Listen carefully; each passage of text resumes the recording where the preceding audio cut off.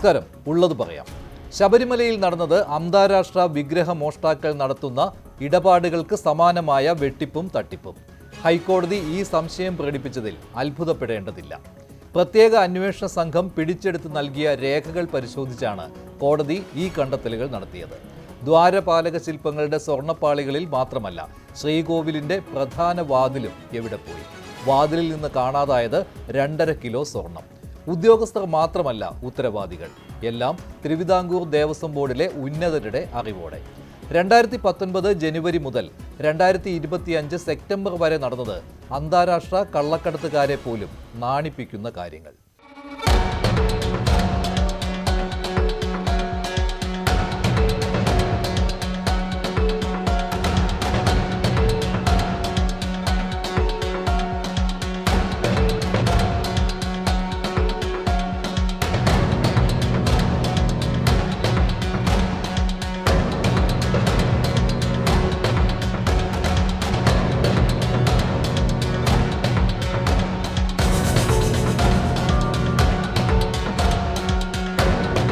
കഴിഞ്ഞ 10 വർഷക്കാലം ദേവസ്വത്തെ കട്ടുമുടിച്ചവരാണിവർ.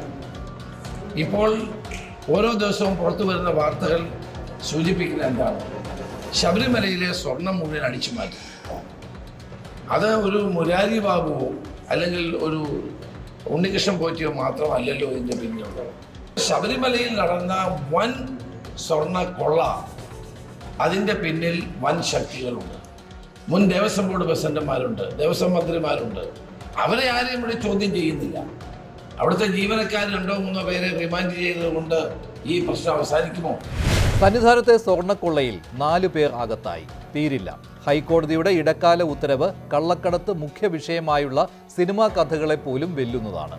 പോറ്റി സന്നിധാനവുമായുള്ള തട്ടിപ്പ് ബന്ധം തുടങ്ങിയത് ശ്രീകോവിലിന്റെ മുഖ്യ വാതിൽ മാറ്റുന്ന ജോലി ഏറ്റെടുത്തത് മുതൽ.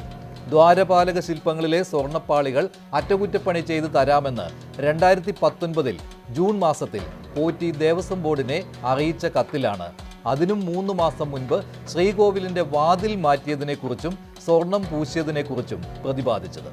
കോടതി നിർദ്ദേശപ്രകാരം ഇത് അന്വേഷിച്ച പ്രത്യേക അന്വേഷണ സംഘം കണ്ടെത്തിയത് ഞെട്ടിക്കുന്ന കാര്യങ്ങളാണ്. ശരിയായ രൂപത്തിൽ അന്വേഷണം നടക്കുന്ന ഏറ്റവും സന്തോഷകരമല്ല. അത് നമ്മൾ ആഗ്രഹിച്ചത്.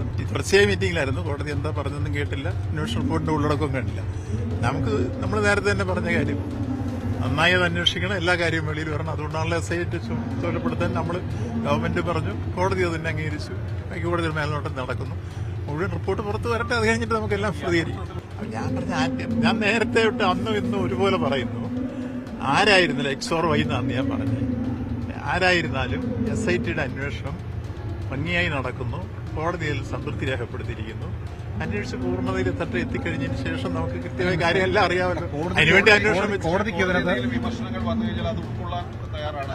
നിശ്ചയമായിട്ടും അതെന്താന്ന് കാണട്ടെ. ദ്വാരപാലക ശില്പത്തിലെ സ്വർണ്ണപ്പാളികൾ മാത്രമല്ല, ശ്രീകോവിലിന്റെ വാതിലടക്കം നഷ്ടപ്പെട്ടു പോയിട്ടുണ്ടോ എന്നുള്ള സംശയം ഇന്നലെ ബഹുമാനപ്പെട്ട ഹൈക്കോടതി മുന്നോട്ട് വെക്കുകയുണ്ടായി. അതിലുമുള്ള സ്വർണത്തിന്റെ തൂക്കത്തിലുള്ള കുറവിനെ സംബന്ധിച്ച്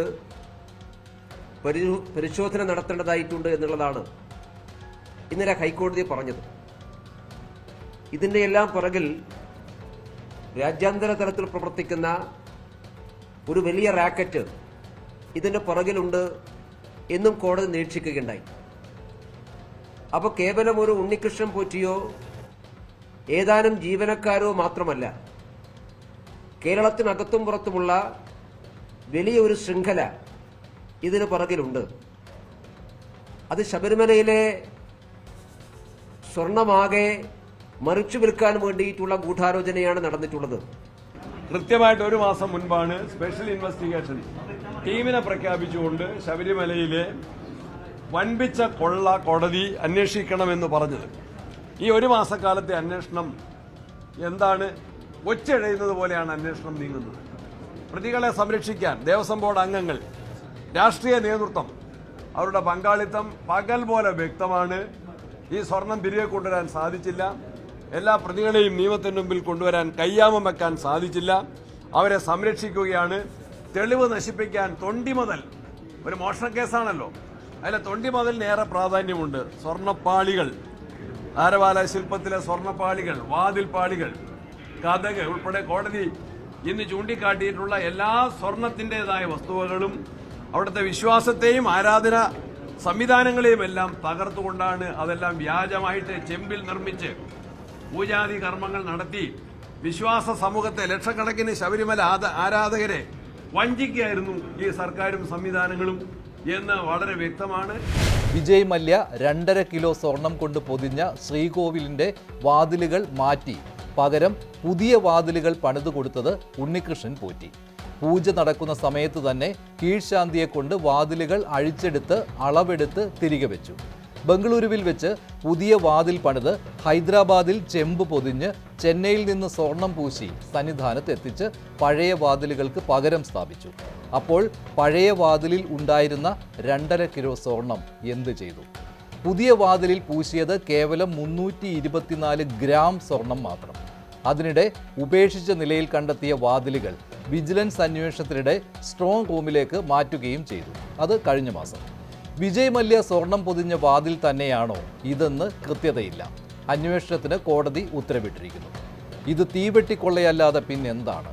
ശബരിമലയിൽ നടന്ന ഈ കൊള്ള മുഴുവൻ തിരിച്ചറിഞ്ഞിട്ടും ആ കൊള്ളയ്ക്ക് നേതൃത്വം കൊടുത്ത അതിന് ഇടനിലക്കാരനായി നിന്ന ഉണ്ണികൃഷ്ണൻ പോറ്റിയെ തന്നെ വീണ്ടും ഇതെല്ലാം ഏൽപ്പിക്കാൻ തീരുമാനിച്ചത് ഗുരുതരമായ കുറ്റകൃത്യമാണ് എന്ന് കോടതി പറയാ.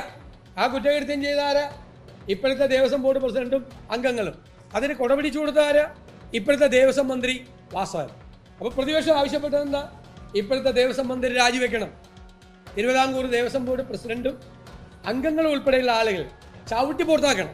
ഇതുമായി ബന്ധപ്പെട്ട് ഞങ്ങൾ സത്യസന്ധമായും സുതാര്യമായും തന്നെയാണ് കാര്യങ്ങൾ തീരുമാനിച്ചിട്ടുള്ളത്. ആ ഉണ്ണികൃഷ്ണൻ എന്ന് പറയുന്ന വ്യക്തി എന്നെ വിളിച്ചപ്പോൾ ഞാൻ തന്നെ കൃത്യമായ നിലപാട് പറഞ്ഞു.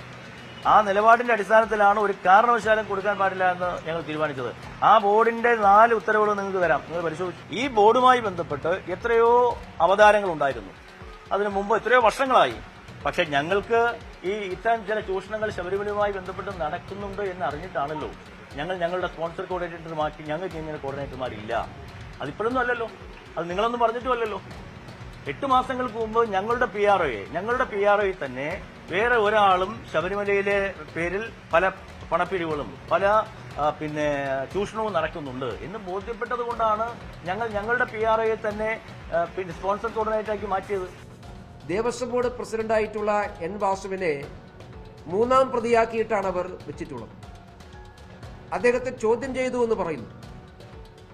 നേരത്തെ അറസ്റ്റ് ചെയ്യപ്പെട്ട ദേവസ്വം സെക്രട്ടറിയുടെ മൊഴിയിൽ ഇതിനെല്ലാം പുറകിൽ ദേവസ്വം ബോർഡിന്റെ അന്നത്തെ പ്രസിഡന്റായിട്ടുള്ള എൻ വാസുവാണുള്ളത് എന്ന് ദേവസ്വം സെക്രട്ടറി മൊഴി കൊടുത്തിട്ടുണ്ട് എന്നാണ് SIT പറയുന്നത്. അങ്ങനെയാണെങ്കിൽ എന്തുകൊണ്ടാണ് എൻ വാസുവിനെ അറസ്റ്റ് ചെയ്യാത്തത്? എൻ വാസുവിന്റെ അറസ്റ്റ് രേഖപ്പെടുത്തിയാൽ അന്വേഷണം AKG സെന്ററിലേക്ക് പോകേണ്ടി വരും എന്നുള്ളത് കൊണ്ടാണ് തൽക്കാലത്തേക്ക് ആളുകളുടെ കണ്ണിൽ പൊടിയിടാൻ വേണ്ടി 2 മണിക്കൂർ ചോദ്യം ചെയ്ത് വാസുവിനെ വിട്ടയച്ചത്. SITയെ കോടതിയാണ് നിയമിച്ചതെങ്കിൽ പോലും അത് ആഭ്യന്തര വകുപ്പിന്റെ നിയന്ത്രണത്തിലാണ്. അഡ്മിനിസ്ട്രേറ്റീവ് കൺട്രോൾ മുഖ്യമന്ത്രിയാണ്, പൊളിറ്റിക്കൽ സെക്രട്ടറിയാണ് അവരെ നിയന്ത്രിക്കുന്നത്. അവർ ഭയപ്പെടുകയാണ്. നീതിപൂർവ്വം സത്യസന്ധമായി പ്രവർത്തിച്ചാൽ, മാർക്സിസ്റ്റ് നേതാക്കന്മാരെ കയ്യാമം വെച്ചാൽ, അവരിൽ നിന്ന് തെളിവ് ശേഖരിച്ച് കളവ് മുതലുകൾ കണ്ടെത്തിയാൽ അത് ഈ അന്വേഷണ ഉദ്യോഗസ്ഥന്മാരുടെ സർവീസിനെ ബാധിക്കും എന്ന നിലയിൽ ഭീഷണിക്കും നിയന്ത്രണത്തിനും വിധേയമായിട്ടാണ് അവർ പ്രവർത്തിക്കുന്നതെന്ന് വേണം മനസ്സിലാക്കാൻ. അന്ന് Devaswom board president A. Padmakumar, Devaswom commissioner N. Vasu പ്രതിയായി കഴിഞ്ഞു. വാതിലിൽ നിന്നാണ് ദ്വാരപാലക ശില്പങ്ങളിലെ സ്വർണ്ണപ്പാളികളിലേക്ക് പോറ്റിയുടെ കണ്ണെത്തിയത്. അതേ വർഷം ജൂലൈയിൽ സ്വർണ്ണപ്പാളികൾ പോറ്റിയുടെ കയ്യിലെത്തി. ദ്വാരപാലക ശില്പത്തിലെ സ്വർണ്ണപ്പാളികളുടെയും ഡ്യൂപ്ലിക്കേറ്റ് ഉണ്ടാക്കി. സ്ട്രോങ് റൂമിലുള്ള സ്വർണ്ണപ്പാളികൾ സ്വർണം വേർതിരിച്ചെടുക്കാൻ നൽകണമെന്ന് പോറ്റി ദേവസ്വം ബോർഡിനോട് ആവശ്യപ്പെട്ടത് അത്രമാത്രം സ്വാധീനം ബോർഡ് ഭരണസമിതിയിലും ഉദ്യോഗസ്ഥരിലും പോറ്റിക്കുണ്ട് എന്നതിനുള്ള തെളിവ് മാത്രമല്ല, അമൂല്യ വസ്തുക്കളെക്കുറിച്ചുള്ള അതീവ രഹസ്യങ്ങൾ പോലും പോറ്റിക്ക് അറിയാമായിരുന്നു എന്നതുകൂടിയാണ്. എല്ലാം നടന്നത് 2019-ലാണെന്നും ഞാനും എൻ്റെ ബോർഡും പരിശുദ്ധരാണെന്നും മേനി നടിച്ചിരുന്ന PS പ്രശാന്തിനും ഇനി മിണ്ടാട്ടമില്ല. എന്താണോ 2019-ൽ നടന്നത് അതിൻ്റെ തുടർച്ചയാണ് നിലവിലെ ബോർഡ് കാലത്തും നടന്നത്. ഉണ്ണികൃഷ്ണൻ പോറ്റിയായിട്ട് എന്നെ കണക്ട് ചെയ്യാനുള്ള ഒരു കിട്ടില്ല. കാരണം കിട്ടില്ല എന്ന് പറയുന്നത് ഞങ്ങൾക്ക് അങ്ങനെ ഒരു ബന്ധമില്ലാത്തതുകൊണ്ടാണ്, അങ്ങനെ ഒരു ആത്മവിശ്വാസം ഉള്ളതുകൊണ്ടാണ്. അതുകൊണ്ട് നിങ്ങൾ ഏതെങ്കിലും ഒന്നിൽ ഉത്തരവ് അത് ഇത് എന്ന് പറഞ്ഞ് ഇങ്ങനെ കണക്ട് ചെയ്യണ്ട, അത് നടക്കൂല. കാരണം എന്ന് വെച്ചാൽ ഞങ്ങൾക്ക് 4 ഉത്തരവുകൾ, ഈ ബോർഡ് ആദ്യം ഇറക്കിയ ഉത്തരവ്, ആദ്യത്തെ ഉത്തരവ് എന്താ, നിങ്ങളെല്ലാം കയ്യിലുണ്ട്, അയ്യപ്പ ഭക്തന്മാരുടെ സ്പോൺസർഷിപ്പിൽ നിന്നാണ്. പിന്നീട് എക്സിക്യൂട്ടീവ് ഓഫീസറുടെ ശുപാർശ വരുമ്പോഴാണ് ഉണ്ണികൃഷ്ണൻ പോറ്റി എന്ന മട്ടിലേക്ക് വരുന്നത്. അവിടെ മുതൽ ഏറ്റവും ഒടുവിൽ റജിലാലിനെ കമ്മ്യൂണിക്കേറ്റ് ചെയ്യുമ്പോഴും അങ്ങനെ തന്നെയാണ്. 4 ഉത്തരവിലും ഒരു സംശയമില്ല, ഒരേ പാറ്റേണിലും ഒരേ രീതിയിലുമാണ് നമ്മൾ ചെയ്തിരിക്കുന്നത്. ബോർഡിന്റെ അനുവാദമില്ലാതെ ശബരിമലയിൽ ഒന്നും ചെയ്യാൻ കഴിയില്ല. അപ്പൊ ബോർഡ് പ്രസിഡന്റ്, അംഗങ്ങള് തുടങ്ങിയവർക്കെല്ലാം ഇതിനകത്ത് പങ്കുണ്ട്. അപ്പോൾ വലിയ മീനുകളെ സംരക്ഷിക്കാനും പരൽമീനുകളെ പിടിക്കാനുമുള്ള നടപടി അംഗീകരിക്കാൻ കഴിയില്ല. ഞങ്ങളിത് ആദ്യം മുതൽ പറഞ്ഞതാണ്. 3 ദേവസ്വം ബോർഡുകൾക്ക് ഇതിനകത്ത് ഉത്തരവാദിത്തമുണ്ട്, ആ 3 മന്ത്രിമാർക്ക് ഉത്തരവാദിത്തമുണ്ട്. കോടിക്കണക്കിന് രൂപയുടെ സ്വർണ്ണ വസ്തുക്കൾ അടിച്ചു മാറ്റിയത് അന്തർദേശീയ സ്വർണ്ണ കള്ളക്കടത്ത് സംഘവുമായി ബന്ധമുണ്ടെന്ന് വരെ ബഹുമാനപ്പെട്ട ഹൈക്കോടതി പറഞ്ഞിരിക്കുകയാണ്. അതുകൊണ്ടാണ് ഞങ്ങൾ CBI അന്വേഷണം ആവശ്യപ്പെട്ടത്. യഥാർത്ഥ കുറ്റവാളികളെ കണ്ടുപിടിക്കണം. ഇതിനകത്തുണ്ടായിരുന്ന ദേവസ്വം ബോർഡ് പ്രസിഡന്റുമാർ മറുപടി പറയണം, ദേവസ്വം ബോർഡ് അംഗങ്ങൾ മറുപടി പറയണം. കോടതി വിലക്കുണ്ടായിട്ട് പോലും ഇവിടുന്ന് സ്വർണം അടിച്ചുകൊണ്ട് പോയി. ദ്വാരപാലക ശില്പങ്ങളിലെ സ്വർണ്ണപ്പാളികൾ പോറ്റിയുടെ കയ്യിലെത്തിക്കാൻ അനാവശ്യ ധൃതി, സ്വർണം പൂശിയ ഭാഗം ഇളകുന്നു, കറുത്തുപോകുന്നു തുടങ്ങിയ ന്യായങ്ങൾ പറഞ്ഞ് മണ്ഡല മകരവിളക്ക് കാലത്ത് തന്നെ നന്നാക്കാൻ 2024 സെപ്റ്റംബറിൽ ബോർഡ് ഉത്തരവ് ഇറക്കി. ഇതും ഉണ്ണികൃഷ്ണൻ പോറ്റിയുടെ ആവശ്യപ്രകാരം. ദേവസ്വം മാനുവൽ പ്രകാരം ഇവ സന്നിധാനത്തിന് വെളിയിൽ കൊണ്ടുപോകാൻ കഴിയില്ല. അതും മറികടന്നായിരുന്നു ചെന്നൈക്ക് കൊടുത്തുവിടാനുള്ള ഉത്തരവ്. അടിയന്തരമായി അറ്റകുറ്റപ്പണി വേണമെന്ന് ഉത്തരവിട്ടിട്ടും 2024 സീസണിന് മുൻപ് അത് ചെയ്തതുമില്ല. അതിനു പകരം ഈ വർഷം സെപ്റ്റംബറിൽ സ്പെഷ്യൽ കമ്മീഷണറെ പോലും അറിയിക്കാതെ സ്വർണ്ണപ്പാളി ഉണ്ണികൃഷ്ണൻ പോറ്റിക്ക് എത്തിച്ചു കൊടുത്തു. ഇത് കോടതി അറിഞ്ഞതാണ് വൻ കൊള്ള പുറത്തു വരാൻ കാരണം. അല്ലെങ്കിൽ ഒന്നും ആരും അറിയില്ലായിരുന്നു. ദേവസ്വം ബോർഡ് എന്ന് പറയുന്നത് ഒരു കൊള്ളസംഘമായിട്ട് കേരളത്തിൽ മാറിയിട്ടുണ്ട്. എല്ലാ ദേവസ്വം ബോർഡുകൾക്ക് കീഴിൽ, അത് തിരുവിതാംകൂർ ദേവസ്വം ബോർഡായാലും കൊച്ചി ദേവസ്വം ബോർഡായാലും മലബാർ ദേവസ്വം ബോർഡായാലും, ഈ ദേവസ്വം ബോർഡുകൾക്ക് കീഴടക്കുന്ന വലിയ അഴിമതികൾ, ക്ഷേത്രത്തിന്റെ സ്വത്തുക്കളെല്ലാം അടിച്ചുകൊണ്ടു പോവുകയാണ്. അതിപ്പോ എത്രയോ വാർത്തകൾ ഓരോ ദിവസവും പുറത്തു വരികയാണ്.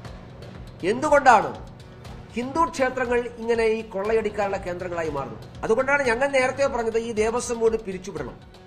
ക്ഷേത്രത്തിന്റെ ഭരണം ഭക്തന്മാരെയാണ് ഏൽപ്പിക്കേണ്ടത്. പുതിയ നിയമനിർമ്മാണം ആവശ്യമാണ് ആ കാര്യത്തിൽ. PS പ്രശാന്തിന് ദേവസ്വം ബോർഡ് പ്രസിഡന്റ് പദവിയിൽ സമയം നീട്ടി നൽകാനുള്ള നീക്കമാണ് ഇപ്പോൾ പൊളിഞ്ഞിരിക്കുന്നത്. കപ്പലിൽ തന്നെ എല്ലാവരും ഉണ്ടെന്ന് കോടതിക്ക് ബോധ്യമായി കഴിഞ്ഞു. ജനങ്ങൾക്കും ഗൂഢാലോചന തെളിയുമോ എന്ന് മാത്രമേ ഇനി അറിയാനൂ.